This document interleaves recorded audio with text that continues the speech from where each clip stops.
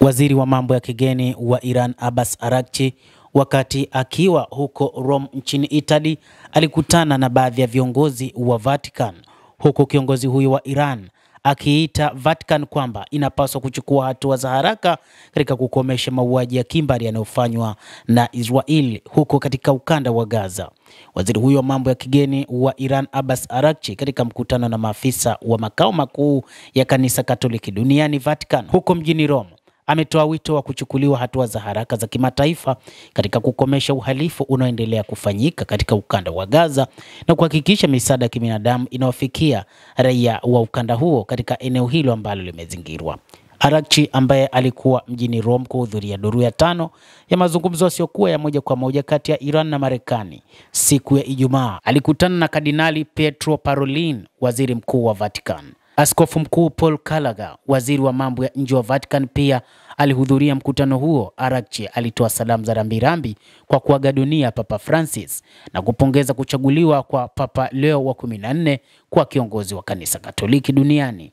Wakati wa mkutano huo, Araghchi alielezea msimamo wa Iran kuhusu matumizi ya amani ya nishati ya nyuklia na kuwafahamisha maafisa wakuu wa Vatican kuhusu mazungumzo yasiyokuwa ya moja kwa moja ambayo yanaendelea kati ya Iran na Marekani. Wakati huo huo, mawaziri wa mambo ya nje wa Iran na Italia, katika mazungumzo yao kwa njia ya simu, wamezungumzia matukio ya hivi punde katika eneo la magharibi mwa Asia, hususan kuendelea mauaji ya kimbari huko katika ukanda wa Gaza, katika taifa la Kipalestina ambayo inakaliwa kwa mabavu na Israel, na amesisitiza juu ya haja kuchukuliwa hatua za dharura za kukomesha mauaji hayo na kutoa msaada kwa watu waliokimbia makazi yao. Waziri wa mambo ya nje wa Iran pia ameenda Rome kushiriki duru ya 5 ya mazungumzo yasiyokuwa ya moja kwa moja ya Iran na Marekani, na alipokea simu kutoka kwa waziri wa mambo ya nje wa Italia Antonio Tajani, ambaye yuko nje ya nchi, na kumjulisha kuhusu matokeo ya mazungumzo hayo yaliyofanyika siku ya Ijumaa.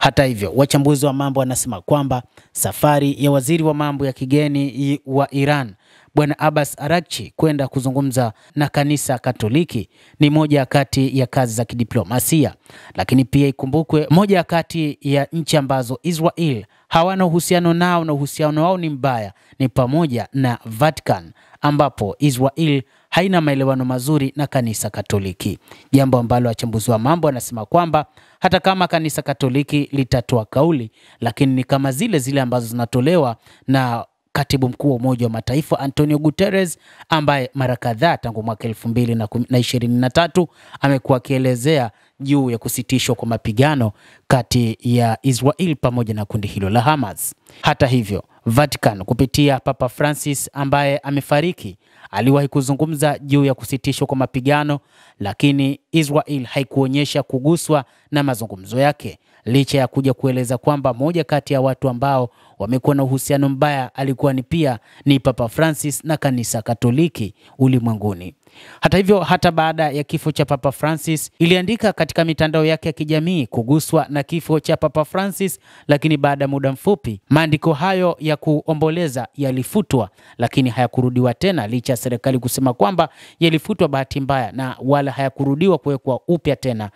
ikimaanisha kwamba Israel kupitia utawala wa Benjamin Netanyahu wamekuwa na hasira na kanisa Katoliki. Lakini kimsingi Iran, ambayo inaongozwa katika mifumo ya Kiislamu, imefanya ziara hiyo kwa ajili ya kuonyesha diplomasia ya hali ya juu, na ni kutokana na kwamba mazungumzo kati yake na Marekani yanafanyika katika eneo hilo la Rome nchini Italia, ambalo pia lipo karibu sana na Vatican. Basi mtazamaji, endelea kutufuatilia, usisahau kulike, usisahau kucomment pamoja na kusubscribe channel yetu hii upate habari hizi kwa mapana hapa The World News. Mimi ni Adam Hussein, endelea kuwa nasi wakati wote, endelea kutufuatilia.